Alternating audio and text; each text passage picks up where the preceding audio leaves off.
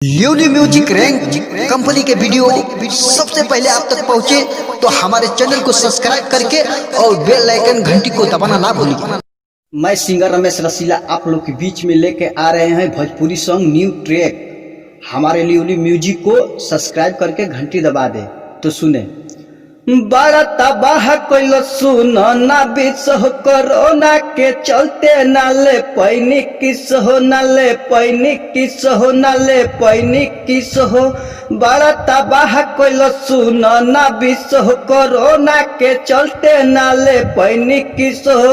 आ गईले कईस मन हमर खूबे डोले, आ गईले कईस मन हमर खूबे डोले। दिल हमर happy happy happy new year बोले, दिल हमर happy happy happy new year बोले।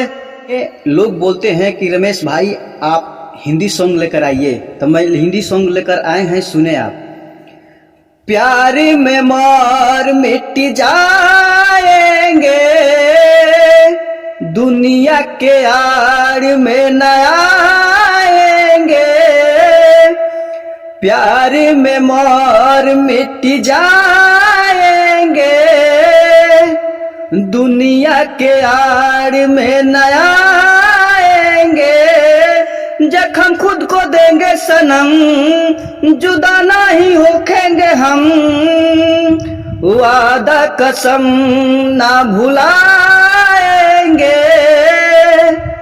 प्यार में मोर मिट जा